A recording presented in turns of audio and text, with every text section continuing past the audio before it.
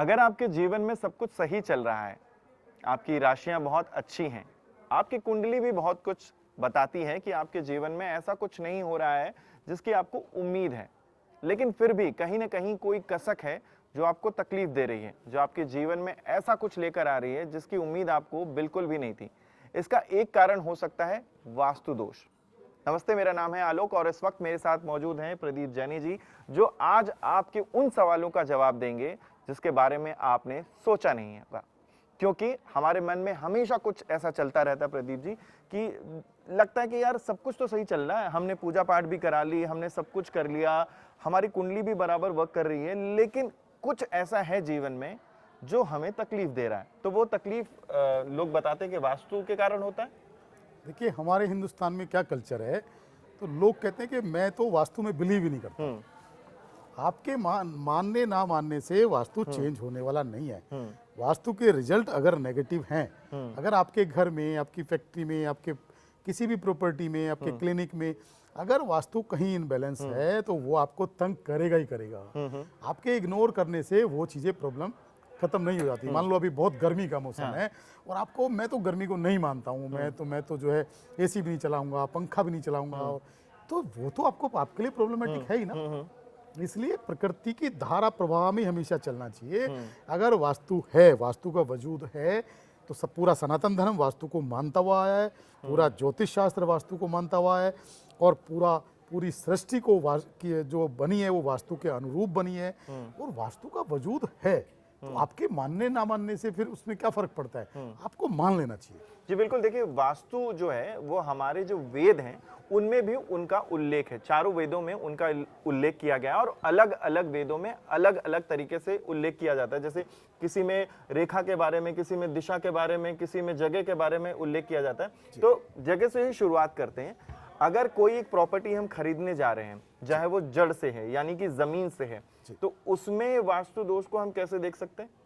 सबसे पहले तो ये है कि जो भी प्रॉपर्टी आपने खरीदी उसकी दिशा कौन सी है। दिशा मतलब अगर प्रॉपर्टी के अंदर आप खड़े हो तो सामने जो रोड है या सामने जो गली है उसकी वो दिशा कौन सी है। सबसे पहली चीज तो आप ये देखें। उसके बाद ये देखें कि जो प्रॉपर्टी, वो अपने लैंड, जमीन का जो टुकड़ा आप परचेज कर रहे हैं, वो वास्तु का नियम है कि वो रेक्टेंगुलर होना चाहिए। अच्छा, तो वो रेक्टेंगुलर है या नहीं है, मतलब उसके 4 ही कोने होने चाहिए, टेढ़े मेढ़े कटे बड़े कोने ना हो और वो एकदम दुनिया में रेक्टेंगुलर हो। तो दो चीज तो ये जरूरी है। बिल्कुल। उसके बाद ये है कि प्रॉपर्टी अगर बहुत बड़ी है तो उसका स्लोप किधर है, उसका ढलान किधर है, तो ये सारी चीजें हैं। उसके बाद प्रॉपर्टी के ऊपर कोई टी पॉइंट ना हो, ये भी बड़ा मायने रखता है। बहुत सारी चीजें हैं। उसके बाद आती है जमीन के अंदर की एनर्जी। आज से 20 साल पहले जो जमीन के अंदर की एनर्जी हमने उसको चेक करना शुरू किया, उसको ट्रीट करना शुरू किया। देखिए, जमीन के अंदर की जो एनर्जी है, भूमि की जो एनर्जी है, वो बहुत बड़ा रोल प्ले करती है और बहुत मायने रखती है वास्तु के अंदर। जी, वास्तु देखिए एक चीज ये भी कहता है कि हम भगवान के मंदिर भी बनाते हैं, लेकिन उसमें भी वास्तु की पूजा जरूर होती है। अगर आपने कभी कोई मंदिर का निर्माण कराया होगा तो उसमें भी आपने देखा होगा कि एक कोने में, एक लोटे में कुछ न कुछ ऐसी चीजें डाली जाती हैं जो उस मंदिर का वास्तु दोष जो है उसको दूर करता है। आप सोचिए कि मंदिर के लिए भी हमें वास्तु के जो दोष हैं उसको मिटाने के लिए कोई न कोई प्रक्रिया करनी पड़ती है। सर, कोई भी प्रॉपर्टी हो, मंदिर भी तो एक प्रॉपर्टी है ना। हाँ। मैंने तो हजारों मंदिरों का वास्तु किया है, चाहे वो सनातन मंदिर हो, चाहे वो जैन मंदिर हो, किसी भी धर्म के मंदिर हो। तो वास्तु तो हर जगह वास्तु का प्रारूप है ही है। तो अगर किसी के घर में वास्तु का डिफेक्ट है और वो वहां तंग करता है तो मंदिर के अंदर भी करेगा। तो मंदिर के अंदर भी सेम ही रूल रेगुलेशन रहता है कि मंदिर का वास्तु भी उसी तरीके से कंसीडर किया जाए। प्रदीप जी, अब सवाल आम लोगों के मन में जो होता है ना, उनको शुरू करते हैं। सबसे पहले तो ये जानना चाहेंगे कि जैसे बहुत सारे लोग हैं आज फ्लैट्स में रहते हैं, उनके पास वो जमीन वाला घर नहीं है, तो अगर फ्लैट में कहा जाए तो वास्तु जो है वो कहाँ तक वर्क करता है? क्योंकि जहाँ तक मेरा मानना है कि वास्तु जो है वो कुछ ऊंचाई तक जाने के बाद काम नहीं करता। तो क्या सच में ऐसा कुछ होता है कि वास्तु कुछ ऊंचाई या जो बड़े बड़े फ्लैट्स में रह रहे हैं वहां पर काम नहीं करता? नहीं, देखिए, वास्तु की कुछ चीजें हैं नेगेटिव या पॉजिटिव, जो ऊंचाई के बाद जाने के बाद उनका जो फ्लो है वो कम हो जाता है। तो उनका जो भी नेगेटिव और पॉजिटिव प्रभाव है वो कुछ हाइट के बाद कुछ कम हो जाता है। जैसे अगर मान लो आपके साउथ वेस्ट में बोरवेल है जमीन के अंदर और आप 15 फ्लोर पे रहते हैं, 15 फ्लोर पे रहते हैं, 15 माले पे रहते हैं, तो उसका जो इम्पैक्ट है साउथ वेस्ट के बोरवेल का नेगेटिव है वो आपका वहां तक जाते जाते कम हो जाएगा। अच्छा। या मान लो आपके घर के अंदर नॉर्थ ईस्ट में बोरवेल है और उसका बहुत पॉजिटिव इम्पैक्ट है, तो वहां तक जाते जाते वो इम्पैक्ट कम हो जाएगा। लेकिन अगर वो फ्लोर आपका जो भी आप सोसाइटी फ्लैट में रहते हैं, हाई राइज बिल्डिंग में रहते हैं, तो उसका अगर कोई भी कोना कटा बढ़ा है कोई या उसके अंदर कोई दोष है तो वो तो आपको प्रॉब्लमेटिक है ही है, वो अपना काम जरूर करेंगे। एक जो जहन में सवाल होता है कि कितने फ्लोर तक वास्तु काम नहीं करता, मतलब कितनी हाइट तक वास्तु काम नहीं करता। एक आसान भाषा में लोगों को समझाइए कि कितने फ्लोर तक वास्तु जो है वो काम नहीं करता।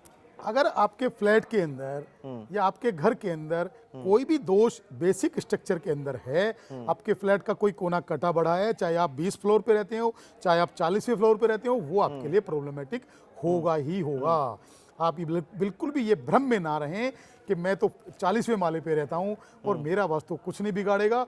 वो जरूर बिगाड़ेगा, चाहे वो आज बिगाड़े चाहे वो 5 साल बाद बिगाड़े, वो जरूर बिगाड़ेगा। मतलब वास्तु चाहे आप कितने भी फ्लोर पर रहें वो आपको कहीं ना कहीं नुकसान दे सकता है। लेकिन अभी भी मेरा वही सवाल है, क्योंकि कई लोग ऐसे हैं जो जड़ से घर बना रहे हैं, जमीन से घर बना रहे हैं, कुछ फ्लोर तक घर बना रहे हैं, तो समझ लीजिए एकदम टॉप फ्लोर है, वहां जहां उन्होंने पानी की टंकी रखी है वो भी एक कहीं कुछ लोग कहते हैं कि वो भी एक दोष का कारण बन सकता है। तो क्या ऐसा कुछ होता है कि इतने फ्लोर तक वाले में ठीक ठाक आपका वास्तु काम कर जाएगा अगर आपने कोई दोष का निवारण कर लिया? ये ऐसा भी कोई प्रारूप नहीं है। मेन चीज क्या है कि जैसे मान लो आपकी पानी की टंकियां रखी हैं, टॉप फ्लोर पे रखी हैं, तो टॉप फ्लोर पे आपने मान लो एक बिल्डिंग में रहते हैं, उसमें पार्किंग और 4 फ्लोर ही है, पानी की टैंक आपके गलत दिशा में रखे हैं, तो वो सबको ही तंग करेंगे।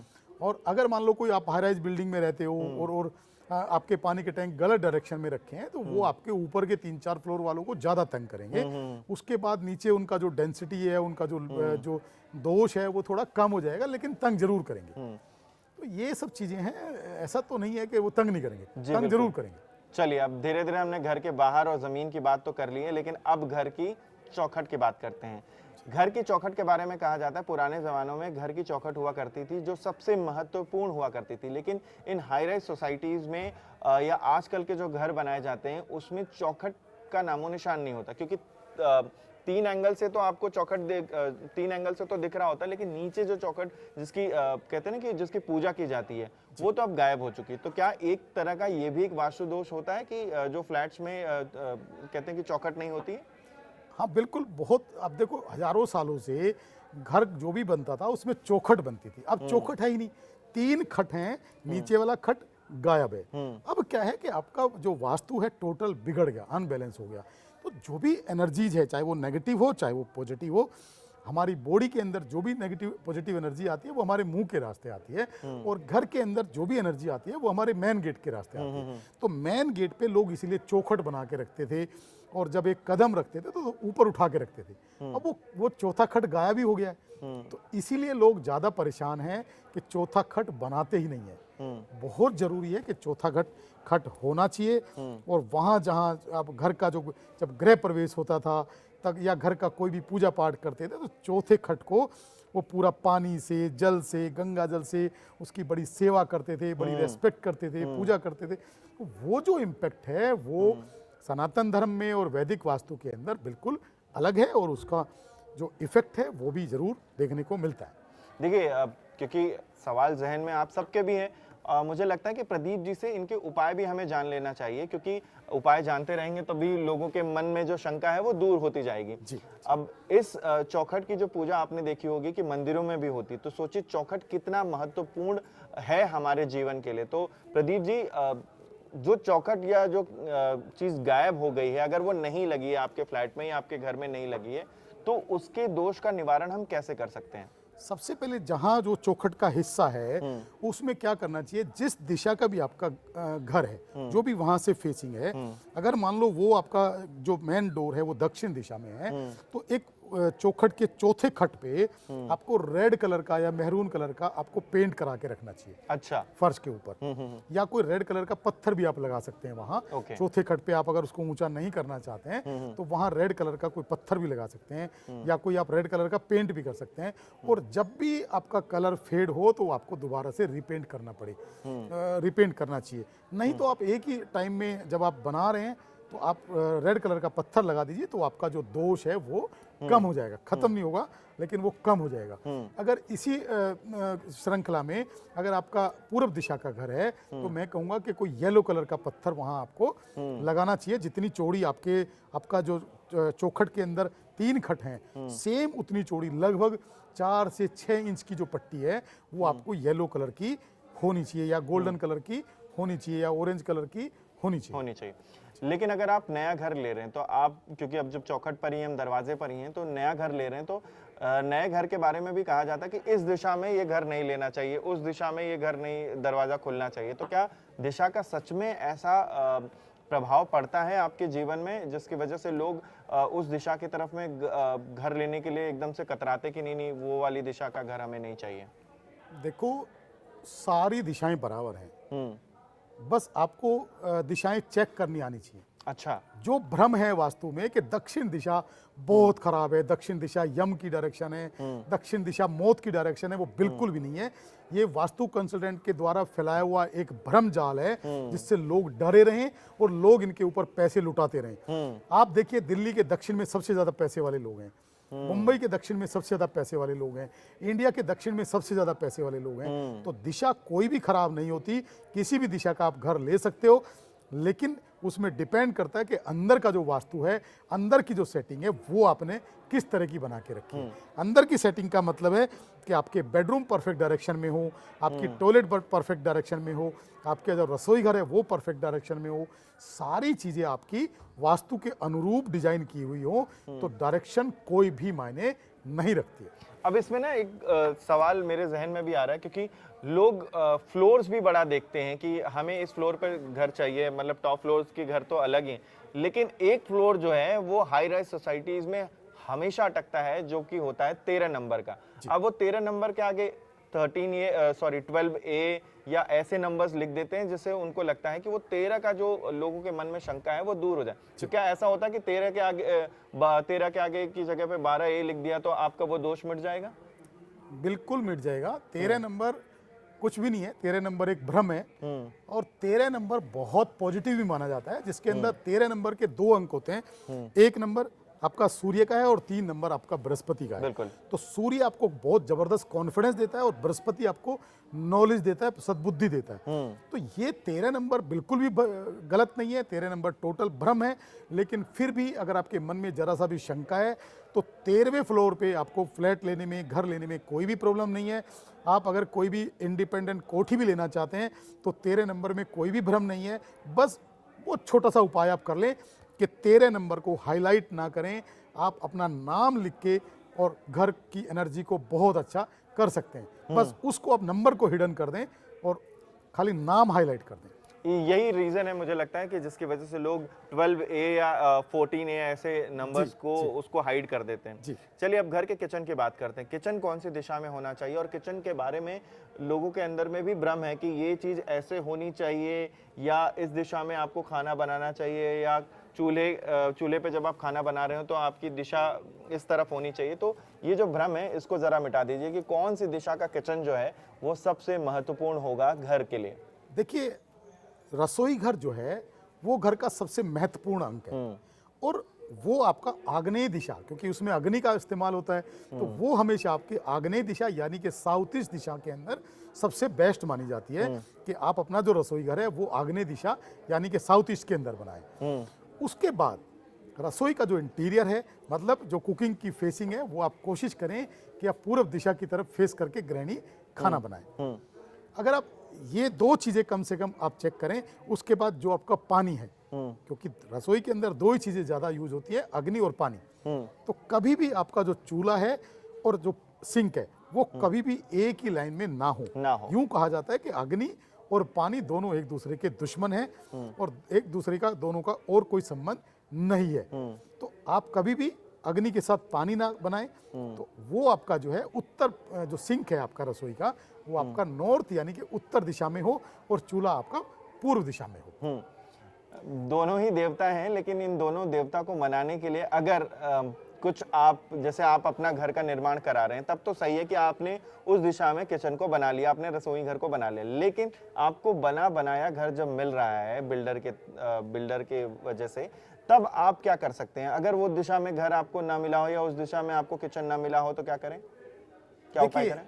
हाँ, खाली नॉर्थ ईस्ट को छोड़ के अगर किसी भी दिशा में आपका रसोई घर बना हुआ है और या आपके कुकिंग की फेसिंग गलत है और आप उसको पहले तो आप कोशिश करें कि आप उसको चेंज करें, आप शिफ्ट कर लें। अगर आप नहीं कर पा रहे हैं तो सेम साउथ ईस्ट की एनर्जी हम पिरामिड यंत्रों के माध्यम से आपकी रसोई घर के अंदर दे सकते हैं और सेम आपकी जो एनर्जी है वो साउथ ईस्ट वाली आपको मिल जाएगी, चाहे आपका रसोई घर साउथ ईस्ट के अंदर स्थापित है या नहीं है। अगर आपकी उत्तर दिशा के अंदर भी रसोई घर बना हुआ है तो उत्तर दिशा की रसोई के अंदर भी आप साउथ ईस्ट की एनर्जी क्रिएट कर सकते हैं पिरामिड यंत्रों के माध्यम से। पिरामिड यंत्र होते क्या हैं, इसके बारे में हम आपको धीरे धीरे बताते रहेंगे, लेकिन हॉल के बारे में कहा जाता है, जो आपका लिविंग रूम होता है, उसमें कहते हैं कि आप 7 घोड़े की तस्वीर लगा दीजिए तो आपका जो बिजनेस है वो बहुत अच्छा चलेगा। मतलब आपके जीवन में ऐसा बदलाव होगा कि आप एकदम घोड़े की तरह दौड़ते रहेंगे। तो क्या ऐसा सच में असर होता है कि 7 घोड़े की तस्वीर लगा दीजिए तो आपको जीवन में एकदम बहुत कुछ लाभ मिल जाएगा? बेसिकली क्या है, सिंबल्स हैं। तो जब हम 7 घोड़े की जो फोटो है वो लगाते हैं तो इसका मतलब है कि जो सिंबल है 7 घोड़ों का, तो हमें घोड़े की तरह दौड़ने की एक पावर देता है। अच्छा। घोड़े की तरह दौड़ने की हमें एक लाइफ में घोड़े की तरह दौड़ने के लिए प्रेरित करता है। तो ये सिंबल्स का हमारी लाइफ में बड़ा इम्पैक्ट है। तो 7 घोड़े की तस्वीर पॉजिटिव है, नेगेटिव नहीं है, आपको जरूर लगानी चाहिए, लेकिन डिपेंड करता है कि वो किस दिशा में आप लगाते हैं, वो बड़ा मायने रखता है। लेकिन एक चीज और भी है कि सिर्फ अगर समझ लीजिए घोड़े की तस्वीर नहीं लगानी है, किसी भगवान की लगानी, तो ऐसी कौन सी तस्वीरें हैं जिसको आप अपने लिविंग रूम में और हॉल में लगा सकते हैं? देखिए, आप कोई भी लिविंग रूम में डिपेंड करता है कि वो दिशा कौन सी है। अच्छा। अगर लिविंग रूम आपका पूर्व दिशा में है तो पूर्व दिशा में आप ये कोशिश करें कि सूर्य भगवान की फोटो लगाएं, सूर्य भगवान का कोई चित्र लगाएं और सूर्य भगवान का जो कलर होता है ऑरेंज कलर, वो आप अपनी दीवार पे लगाएं।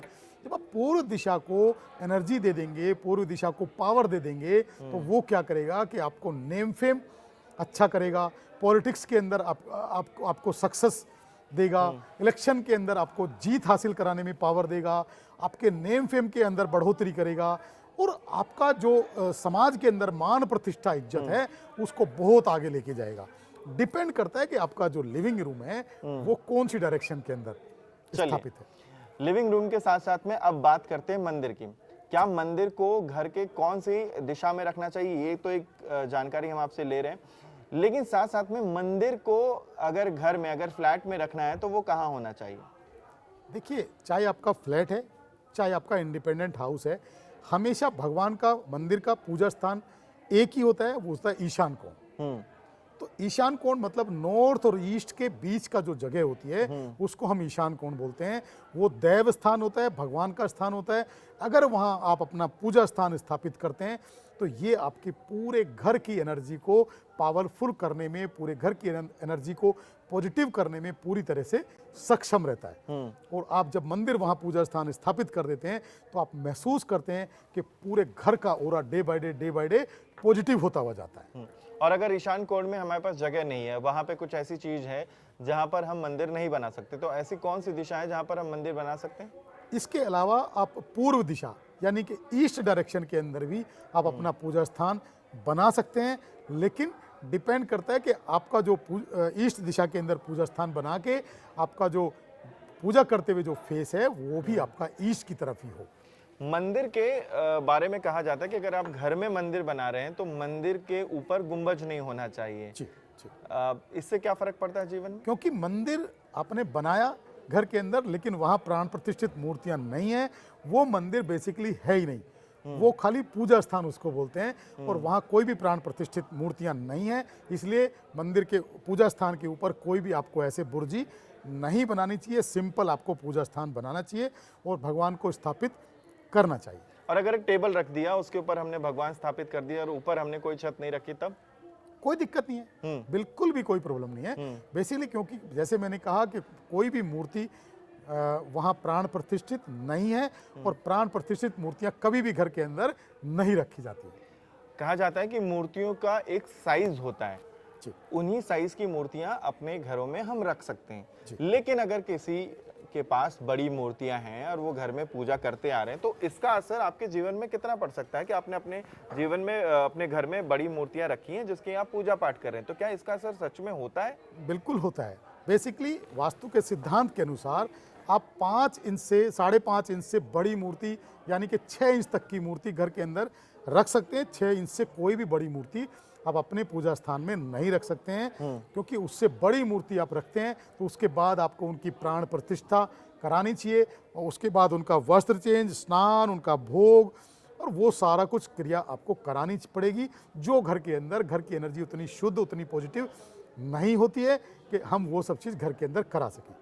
इसलिए ज़रूरी है कि 6 इंच से कम साइज की मूर्तियां घर में रखें, बड़ी मूर्तियां ना रखें। चलिए, अब तक तो आपको सब कुछ समझ में आ गया होगा कि घर में, फ्लैट में आपको कैसे मंदिर और किचन और दरवाजे को रखना है। लेकिन अब बात बेडरूम की करते हैं कि बेडरूम में दिशा कौन सी होनी चाहिए जब आप बेड रखते हैं। एक दिशा तो लोग यही कहते हैं कि दक्षिण दिशा पर आपका पैर नहीं होना चाहिए, क्योंकि वो यम की दिशा मानी जाती है।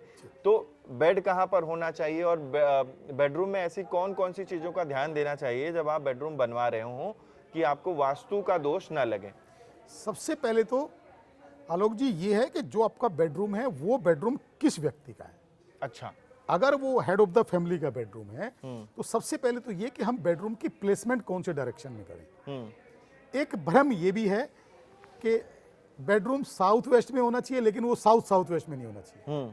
तो ये भ्रम मैं आपको दूर कर देना चाहता हूं कि कुछ जो नए कंसल्टेंट हैं, इन्होंने पूरा मार्केट के अंदर इतना गंद मचाया हुआ है कि साउथ साउथ वेस्ट अलग है, साउथ वेस्ट अलग है। ऐसा कुछ भी नहीं है। प्योर साउथ वेस्ट है, जिसको हम नैऋत्य दिशा बोलते हैं। तो हेड ऑफ द फैमिली की जो डायरेक्शन है बेडरूम की, वो नैऋत्य दिशा है, यानी कि साउथ वेस्ट है। तो साउथ वेस्ट के अंदर जब हम किसी भी हेड ऑफ द फैमिली का बेडरूम बनाते हैं तो उनका जो कॉन्फिडेंस लेवल है, उनकी जो लीडिंग क्वालिटी है, वो परफेक्ट बनी रहती है, और पूरे घर वाले लोग उनकी बात को मानते हैं। आज आपने देखा है घर में बच्चों की चलती है, बड़ों की चलती है, कोई किसी की सुन ही नहीं रहा, हर आदमी चौधरी बना घूमता है। तो ये सब चीजें हमने वास्तु को फॉलो करे बिना या अनजाने में उस चीज को हमने खराब किया हुआ है। जब आप हेड ऑफ द फैमिली का जो बेडरूम है साउथ वेस्ट यानी कि नैऋत्य दिशा में देते हैं, तो आप देखते हैं कि पूरे घर के अंदर जो कमांड है वो घर के मुखिया की ही चलती आई है। और अगर ये गलत दिशा में हो और अगर बेड अगर सही दिशा में नहीं हो, तो क्या हस्बैंड वाइफ के बीच में भी जो रिश्ते में दरार आ सकती है, या कहीं ना कहीं उनके रिश्ते में खटास आ सकती है? बिल्कुल आती है। सबसे पहली बात तो आपका जो बेडरूम है अगर वो सही दिशा में नहीं है तो भी प्रॉब्लम है। मान लो आपने जो हेड ऑफ द फैमिली का बेडरूम साउथ वेस्ट की जगह वायव्य कोण में, नॉर्थ वेस्ट में रख दिया, तो वो मानसिक और शारीरिक रूप से कमजोर होना शुरू हो जाएंगे, वो बीमार होना शुरू हो जाएंगे। अच्छा। आप उनको डिप्रेशन में पाएंगे, वो अपने बॉडी और माइंड की हेल्थ को ही नहीं संभाल पाएंगे। तो पूरी फैमिली के ऊपर कैसे वो कमांड कसेंगे, या पूरी फैमिली की कमांड को कैसे संभाल पाएंगे? पहली चीज तो कि उनका बेडरूम का डायरेक्शन ठीक हो, या अगर वो गलत दिशा में है तो उनके माइंड पे शारीरिक और मानसिक इंपैक्ट आएगा ही आएगा। तो पहली बात तो उसकी प्लेसमेंट ठीक डायरेक्शन में हो। उसके बाद बेड की जो डायरेक्शन है वो भी मायने रखती है कि आपके बेड का जो सिरहाना है वो या तो दक्षिण दिशा में हो या पूर्व दिशा में हो। कभी भी भूल कर भी आपका जो बेड का सिरहाना उत्तर दिशा में ना हो। सब कुछ दिशा के हिसाब से है, जैसा कि प्रदीप जी ने बताया। अगर सब कुछ अच्छा है, अच्छा लग रहा है, लेकिन तब भी आपके मन में कहीं ना कहीं कोई शंका है कि वो जो दोष है, जिसके वास्तु दोष है, जिसके कारण आपके जीवन में कुछ बदलाव आ रहा है, तो प्रदीप जी एक ऐसा उपाय जिससे आपका जो जीवन है, जो आपका जो वास्तु दोष है, वो दूर हो सके घर में, बिना कुछ किए, बिना मैं आपको बुलाए, ऐसा उपाय बता दीजिए कि वो दोष जो है वो दूर हो जाए। किसी भी वास्तु कंसल्टेंट को बुलाने की जरूरत नहीं है। अगर आपने अपने घर के वास्तु को ठीक करना चाहते हैं, आपको इतना बढ़िया रामबाण उपाय बताता हूं। सबसे पहले आप अपने घर की लाइटिंग को अच्छा कर लो। अच्छा। हम हिंदुस्तानी लोग क्या करते हैं, घर के अंदर जो भी लाइटिंग है बड़ी डल और सुपर वाइट लाइटिंग करके रखते हैं। वो नहीं करनी, आपको वॉर्म वाइट लाइटिंग करनी है। आप एक बात देखिए, आप किसी भी 5 स्टार होटल में, किसी अच्छी प्रॉपर्टी में जाते हैं या किसी अच्छे रेस्टोरेंट में जाते हैं तो आपको वॉर्म वाइट लाइटिंग मिलेगी, मतलब धूप जैसी अनुभूति होगी। तो वो धूप जैसी लाइटिंग आप अपने घर में कर लीजिए, आपके वास्तु का रामबाण उपाय है। आपको वहीं से पॉजिटिव एनर्जी मिलनी शुरू हो जाएगी और आपकी लाइफ में 4 चांद लग जाएंगे और आपको मजा आ जाएगा। आपके शरीर की हेल्थ भी ठीक होगी, आपके माइंड की हेल्थ भी ठीक होगी और आपकी फाइनेंशियल हेल्थ भी ठीक होनी शुरू हो जाएगी। इसके अलावा एक और उपाय देता हूं कि आप अपने घर के सेंटर में बैठिए, छोटा सा तांबे का हवन कुंड रखिए और उसके अंदर एक कपूर की टिक्की जलाइए, पूरब की तरफ अपना फेस करिए। हर रोज आप उस कपूर को जलाइए और एक छोटा सा, जिसको हम बोलते हैं माइक्रो हवन, करना शुरू कीजिए। 40 दिन कीजिए। 40 दिन के अंदर आपको महसूस हो जाएगा कि आपकी जो नेगेटिविटी है वो डे बाय डे कम होती जा रही है और आपकी बॉडी का ऑरा, आपके घर का ऑरा, आपके माइंड का ऑरा डे बाय डे बहुत पॉजिटिव होता हुआ जा रहा है। कुछ लोग अपने घर में एक कांच की कटोरी में फिटकरी भी रखते हैं, तो इसका क्या असर होता है? फिटकरी, सेंधा नमक, ये नेगेटिविटी को दूर करने का ये एक साधन है। तो आप किसी भी रूम के अंदर आप एक कांच के बाउल में फिटकरी और एक कांच के बाउल में नमक, दोनों को टुकड़ियां बना बना के रखें। तो ये क्या करेगा, ये वहाँ की जो एनर्जी है, जो नेगेटिव एनर्जी है, उसको धीरे धीरे अब्जॉर्ब करना शुरू कर देगा। और कितने दिन में इसको बाहर हमें? 15 से 20 दिन में आपको उसको या तो आपको डस्टबिन में डालना है और डस्टबिन में डाल के उसको दोबारा से अपने जो बाउल हैं वो आपको वॉश करके, ड्राई करके दोबारा से फिर भर के रख देने।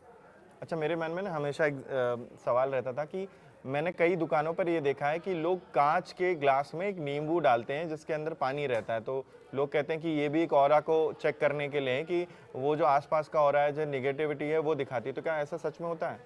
बिल्कुल होता है।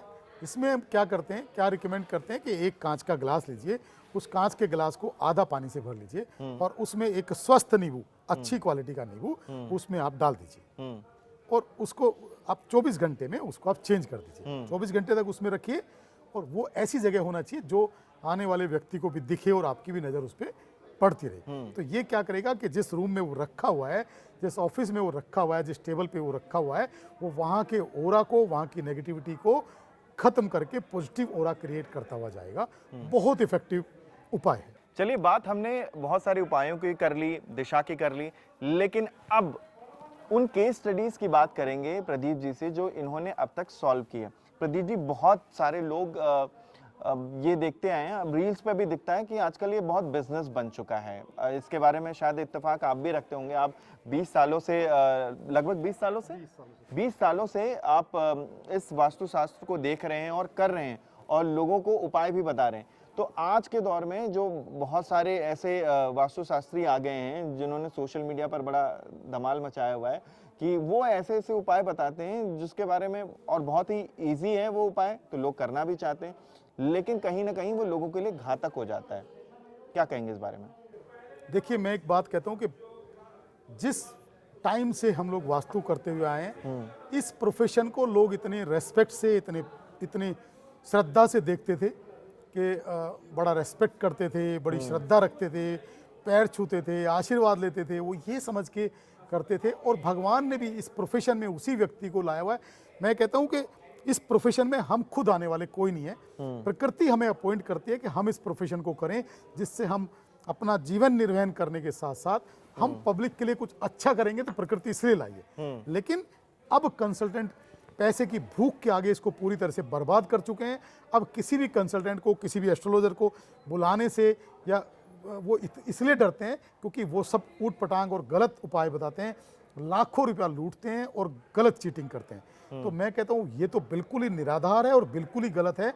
मैं कहता हूँ पैसे आप कुछ भी लो, अपनी फीस आप किसी भी कंसल्टेंट की जो फीस है उसकी औकात से मैच करनी चाहिए। और जो व्यक्ति इतना विश्वास एक वास्तु कंसल्टेंट के ऊपर कर रहा है कि वो आपके घर के अंदर आपको एंट्री दे रहा है, आपके बेडरूम के अंदर एंट्री दे रहा है, आपको आपका जो सबसे प्राइवेट जगह है, आपका लॉकर, वो भी आपको ओपन करके दिखा रहा है कि मैंने यहाँ अपना लॉकर रखा हुआ है, इससे ज्यादा विश्वास क्या कर सकता है। और विश्वासघात से बड़ा कोई पाप नहीं है, उसके बाद भी आप चीट कर रहे हैं। मैं कहता हूँ ये बिल्कुल भ्रम खत्म होना चाहिए। गलत जो उपाय हैं वो एकदम नहीं करने चाहिए। और जो लोग भी इस तरह की भ्रांतियां फैला रहे हैं, गलत उपाय करके पैसे लूट रहे हैं, ऐसे लोगों को बिल्कुल जेल होनी चाहिए और ऐसे लोगों के खिलाफ कड़ी कार्रवाई होनी चाहिए।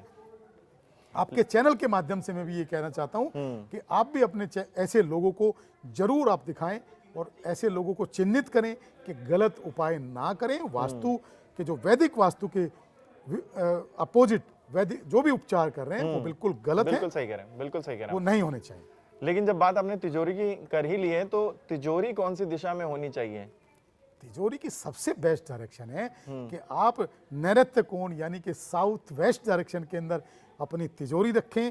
तिजोरी का जो मुख है वो आप उत्तर की तरफ खोलें और तिजोरी के अंदर जो भी आप अपना रुपया, पैसा, धन, जो भी आपका ज्वेलरी जो भी आप स्थापित करें, वो उसके अंदर नीचे माँ लक्ष्मी का जो प्रिय कलर है वो रेड है, तो रेड कलर का एक बढ़िया सा कपड़ा आप उसके अंदर नीचे बिछाएं। उसके बाद कुछ नए नोटों की गड्डियां रखें, कुछ चांदी के सिक्के रखें और माँ लक्ष्मी को वहाँ विराजमान करने के लिए आप माँ लक्ष्मी से प्रार्थना करें कि मेरी तिजोरी में आप विराजमान हो, और वहाँ आप अपना धन लक्ष्मी रख के, पैसा रख के, अपना जो भी आपका ज्वेलरी है वो रख के माँ लक्ष्मी से आप प्रार्थना करें कि मेरे घर के अंदर आप विराजमान हो। और डे बाय डे आप यही प्रार्थना करेंगे तो माँ लक्ष्मी आपके घर में जरूर विराजमान रहेंगी और आपके घर के अंदर जो धन का प्रवाह है वो बढ़ता हुआ जाएगा। बात आपने बच्चों की भी की थी, तो बच्चों के लिए कौन से मतलब हमें ध्यान देने की जरूरत है कि कौन से कलर होने चाहिए या कौन सी दिशा होनी चाहिए जहां बच्चों का स्टडी रूम हो? देखिए, बच्चों की जहाँ तक बात है, बच्चों की शारीरिक ग्रोथ, मानसिक ग्रोथ के लिए जो अच्छा कलर है वो क्रीम कलर है। आपने बेसन देखा है कभी? हाँ, बिल्कुल बिल्कुल। बेसन का जो कलर होता है वो क्रीम कलर होता है, हल्का सा पीला कलर होता है, बहुत डार्क नहीं, वो लाइट येलो होता है। बस वही कलर आपको बच्चों के रूम में और बच्चों के स्टडी रूम में होना चाहिए। वो क्या करेगा? उनके शारीरिक ग्रोथ को भी बढ़ाएगा, उनके मानसिक हेल्थ को भी ठीक रखेगा, दोनों चीजों को ठीक रखेगा। जब हमारा शरीर की हेल्थ और मानसिक हेल्थ अच्छी होगी तो हमारा पढ़ाई के अंदर भी मन लगेगा, गलत रास्ते हम भटकेंगे नहीं और पढ़ाई के अंदर बहुत अच्छा हम कर पाएंगे। ठीक है। मुझे और कुछ ऐसी चीज जो छूट रही हो हमसे? हाँ, पिरामिड के बारे में आप पिरामिड, हाँ ठीक है। आप ये भी कर सकते हो कि हमने सुना है कि हम आप जो जमीन के अंदर को नहीं, मैं वो उस पे ही कर लेता हूँ। ठीक है, मैं कर लेता हूँ। और जो लोग, एक और चीज जो लोग वास्तु कंसल्टेंट को नहीं बुला सकते, ठीक है, अपने रूम की एनर्जी को लेकिन ठीक करना चाहते हैं या कोई डिप्रेशन में है, ठीक है, ठीक है, करें। प्रदीप जी, जो वास्तु है, अगर समझ लीजिए वो हमें अपने घर पर ही करना हो, वो भी आपको बिना बुलाए, तो क्या कर सकते हैं? सिंपल तरीका है कि आपको ये है कि एनर्जी को पॉजिटिव करना चाहते हो और वास्तु कंसल्टेंट को आपको नहीं बुलाना, नहीं अफोर्ड करना, तो आप जिस किसी व्यक्ति के पर्टिकुलर सबसे पहले एक व्यक्ति को ठीक करना चाहते हो, तो उस व्यक्ति के रूम में आप 2 पिरामिड यंत्र मंगा के उनके जो बेड की साइड टेबल है, बेड के सिरहाने पे, वहां आप स्थापित करें और डे बाय डे प्रेयर करना शुरू करें कि मेरा शारीरिक हेल्थ, मेरा मानसिक हेल्थ, मेरा फाइनेंशियल हेल्थ ठीक होना शुरू हो जाए। जब आप ऐसे डे बाय डे प्रेयर करना शुरू करते हैं तो आप महसूस करते हैं कि आपका शारीरिक, मानसिक, फाइनेंशियल तीनों हेल्थ आपका परफेक्ट होता हुआ जाता है और आपकी रिलेशनशिप भी अच्छी होती जाती है। ये पिरामिड होते क्या है? पिरामिड लाखों सालों से एक रहस्यमय यंत्र है। पिरामिड की जो एनर्जी है वो बहुत बड़ा रहस्य है, वो किसी को भी मालूम नहीं है। पिरामिड का जो शेप है उसकी शेप ही बड़ी रहस्यमयी है। तो एक रहस्यमयी यंत्र है। मैं कहता हूं कि आप कुछ भी नहीं कर पा रहे हैं, आप वैसे भी तो हजारों रुपए हर जगह पे रेस्टोरेंट में जाते हैं, खूब बदमाशियां करते हैं, खूब मस्तियां, ऐसा तो नहीं है कि पैसे नहीं लगाते हैं, लेकिन ये जो पैसा है, जो भी आपका पिरामिड के अंदर यूज होगा, ये पर्सनल आप अपनी मानसिक ग्रोथ के लिए खर्च कर रहे हैं, अपनी शारीरिक ग्रोथ के लिए खर्च कर रहे हैं, अपनी अच्छी रिलेशनशिप के लिए खर्च कर रहे हैं। तो पिरामिड को बिना जाने, बिना समझे, आप रहस्यमय यंत्र ही उसको समझ के आप 2 पिरामिड यंत्र स्थापित करें, उसको समझने की कोशिश ना करें। बस आप जब उसको रखेंगे तो आप खुद समझ जाएंगे कि उसकी जो एनर्जी है वो आपके लिए क्या क्या कर रही है और आपकी क्या क्या हेल्प कर रही है और आपके माइंड में क्या क्या चेंज चल रहा है। पुराने ज़माने में जो जिन्होंने देखा होगा उसको शायद इस बात से इत्तेफाक रख रहे होंगे। हमारे यहाँ पर लोग चावल देख के पानी के लिए बता देते थे कि इस जगह पे पानी मिल जाएगा, या लोग जमीन की मिट्टी देख के बता देते थे कि इस जगह पे पानी का नल लगवा लीजिए या कुआं खुदवा लीजिए, वहां पानी मिल जाएगा। तो ऐसी मिट्टी से जो जमीन के भी बहुत सारे में वास्तु में इलाज हैं, तो ये आप भी करते हैं, इसके बारे में दर्शकों को बताइए एक्चुअली होता कैसा है, ये कौन सा साइंस है? जमीन की जो एनर्जी है, मैं पिछले 20 साल से जैसे काम कर रहा हूँ, हमने जमीन की जो एनर्जी है, आपने देखा होगा कि जैसे धराली में उत्तराखंड में अभी हुआ था कि पूरा गांव जमीन के नीचे 50 फीट नीचे दब गया, बहुत सारे पशु, बहुत सारे लोग दब गए, उसको आप निकाल ही नहीं पाएंगे ज़िंदगी में कभी। तो उनकी हड्डियाँ, उनकी अस्थियाँ, वो पूरा वजूद ही उनका ख़त्म हो गया। या आज से 100 साल पहले बहुत सारे बच्चे इस तरह से होते थे पैदा, मेडिकल फैसिलिटी उतनी अच्छी नहीं थी, तो उनको कहीं भी जंगली ज़मीन में लोग दफनाते थे, दबाते थे। आज भी 2026 के अंदर भी कोई पशु की डेथ होती है तो जंगली ज़मीन में दबाया जाता है। तो उस प्रॉपर्टी के ऊपर आप 100 साल, 50 साल, 20 साल बाद कोई कंस्ट्रक्शन करते हैं तो उनकी आत्माएं आपको तंग कर सकती हैं, क्योंकि उनका वजूद है। उसके अंदर हम क्या करते हैं कि हम कोई तांत्रिक तो नहीं है कि उनकी आत्माओं को निकाल के बाहर करें। हम क्या करते हैं, हमने उसको जो भी ज़मीन आप ले रहे हैं, हमने उसको अटैच किया है आपकी बॉडी के अकॉर्डिंग। तो जैसे आपकी बॉडी है ऐसे ही आपका ज़मीन है। बिल्कुल। तो हम बॉडी को ठीक करने के लिए क्या करते हैं, सबसे पहले आपका पेट ठीक करते हैं। अगर आपका पेट ठीक है तो पूरी बॉडी फिट है। तो हम क्या करते हैं, उस ज़मीन के अंदर 10 फीट बाई 10 फीट का उस ज़मीन के सेंटर में एक गड्ढा बनवाते हैं और उसको 3 फीट गहरा लेके जाते हैं। अब जो भी नेगेटिव एनर्जीज हैं उसको 3 फीट गहरे लॉक कर देते हैं और 3 फीट के बाद हम घर के सेंटर के अंदर पिरामिड की 5 लेयर लगवाते हैं। तो पिरामिड यंत्र जो रहस्यमय यंत्र है वो क्या करता है, पिरामिड यंत्र की लेयर लगा के वहाँ के आपके स्थान देवता का भोग देते हैं, आपके कुल देवता का भोग देते हैं, आपके वास्तु देवता का भोग देते हैं और आपके फैमिली मेंबर्स के हाथों से एक एक यंत्र स्थापित किया जाता है। एक एक जो स्थान देवता का, कुल देवता का, वास्तु देवता का, सभी देवताओं के भोग भी दिए जाते हैं और प्रॉपर मंत्रोच्चारण से, प्रॉपर विधि विधान से उस प्रक्रिया को किया जाता है और उसके अंदर एक एक लेयर में मिट्टी डाल के, वहाँ के आपके किसी भी धार्मिक स्थानों की मिट्टी डाल के, क्योंकि ज़्यादा से ज़्यादा पॉजिटिव एनर्जी हमें वहाँ करनी है। उस एनर्जी को इतना पॉजिटिव कर दिया जाता है कि किसी भी तरह की नेगेटिव एनर्जी वहाँ एंटर कर ही नहीं सकती और आप ये मान सकते हैं कि वहाँ की एनर्जी इतना पॉजिटिव हो जाती है कि आप आने वाले 500 साल तक वो एनर्जी आपके लिए काम करेगी। आपके परिवार की ग्रोथ, आपके परिवार की शारीरिक हेल्थ, मानसिक हेल्थ, फाइनेंशियल हेल्थ, रिलेशनशिप, मतलब सारा कुछ इतना पॉजिटिव हो जाएगी कि आप जिंदगी में कभी सोचा ही नहीं होगा। मेरे आखिरी 3 सवाल हैं। एक तो ये कि कई बार वास्तुशास्त्री जो हैं वो रेड पट्टियां या अलग अलग पट्टियां जो हैं वो घरों में लगवा देते हैं दिशा के हिसाब से, इसका क्या असर होता है? सब कुछ निरर्थक है। वास्तु के अंदर टेप का और ये पट्टियों का कोई भी मतलब नहीं है। लोग ये कहते हैं कि मैंने तो ये भी कहते हुए सुना है कि साउथ वेस्ट में अगर बोरवेल हो तो येलो कलर की टेप लगा दो, इलाज हो जाएगा। तुम बिल्कुल पागल हो, तुम्हारे अंदर बिल्कुल दिमाग नहीं है। अरे प्रकृति ने तुम्हें चिन्हित किया है, प्रकृति ने तुम्हें चुना है, तुम किसी के लिए अच्छा करोगे। साउथ वेस्ट का borewell head of the family की अचानक डेथ कराता है। अच्छा। साउथ वेस्ट का बोरवेल सीरियल बम ब्लास्ट है। वो आपके ना शारीरिक हेल्थ को छोड़ेगा ना फाइनेंशियल हेल्थ को छोड़ेगा, वो तुम्हें बर्बाद कर देगा, तुम्हारी 7 पुश्ते बर्बाद कर देगा। तुम येलो टेप लगा के लोगों को भ्रमित कर रहे हो। मतलब समझने की कोशिश तो करो भाई कि तुम क्या उपाय बता रहे हो। अगर तुम्हें नॉलेज नहीं है तो तुम प्रोफेशन को छोड़ दो। पहले नॉलेज गेन करो, उसके बाद वो उपाय बताओ जो वास्तु के अंदर सही है। साउथ वेस्ट का बोरवेल ने कल भी लोगों को बर्बाद किया है, आज भी बर्बाद करेगा। आपने देखा है कि कोई फैमिली ऐसी थी कि आज से 20 साल पहले इनका बड़ा रुतबा होता था, बड़ी इंडस्ट्रीज होती थी और बड़ा इनका फाइनेंशियल पोजीशन बहुत स्ट्रॉन्ग थी। आज ये पूरी तरह से बर्बाद हो गए और एकदम से रोड पे आ गए। तो ये वही बोरवेल है जो बर्बाद करने वाला होता है। तो कोई येलो टेप लगा के आप उसको ठीक नहीं कर सकते हैं। ऐसे लोगों के भ्रम जाल में बिल्कुल भी नहीं आए और परफेक्ट किसी वास्तु कंसल्टेंट को चेक कराएं, एनर्जी को चेक कराएं और जो भी वो गाइडेंस देते हैं उस गाइडेंस के अकॉर्डिंग आप चलें तो आप महसूस करेंगे कि आपका जो ग्रोथ है, जो डूब गए थे आप, दोबारा से फिर आप अपनी लाइफ में ठीक होना शुरू हो जाते हैं। छोटी सी ट्रिक जो आप बता सकें जो जिसे अपने घर में नेगेटिव एनर्जीज को चेक किया जा सके, जिससे देखिए नेगेटिव एनर्जी चेक करने के तो बहुत सारे साधन हैं।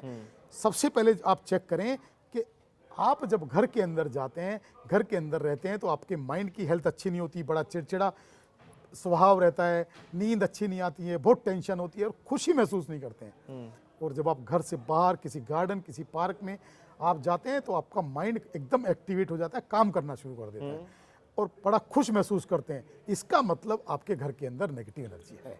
अच्छा। कि आपका माइंड बाहर जाके बहुत उड़ान भर रहा है, बहुत अच्छा महसूस कर रहा है और घर के अंदर नहीं कर रहा है। घर के अंदर आपकी एनर्जी डल है, आप खुश महसूस नहीं कर रहे हैं, इसका मतलब घर के अंदर नेगेटिव एनर्जी है। ये मेरा आखिरी सवाल है कि अगर सब कुछ स्थिर हो चुका है, आपकी फाइनेंशियल चीजें जो हैं वो एकदम से स्थिर हो चुकी हैं, मतलब आप कहीं कुछ भी आपका बढ़ नहीं रहा, मतलब खराब भी नहीं हो रहा, अच्छा भी नहीं हो रहा है, तब क्या करें? कुछ लोग ये कहते हैं कि अपने घर का जो सामान है वो इधर उधर कर दो तो उससे कुछ कुछ बदलाव होगा, तो आपको बहुत पॉजिटिव कुछ समझ में आएगा। तो क्या ऐसा सच में होता है? नहीं, इधर उधर नहीं कर दो। आप घर के अंदर फालतू सामान, फर्नीचर की दुकान बना के ना रखो। जो भी एक्स्ट्रा सामान है, जो भी क्लटर है घर के अंदर, वो एकदम नीट एंड क्लीन कर दो। घर की लाइटिंग को अच्छा कर दो, घर के कलर्स को अच्छा कर दो। कलर्स अच्छा करने का मतलब है, मैं बोलता हूं कि घर के अंदर सब कलर खत्म करके सिर्फ क्रीम कलर करो।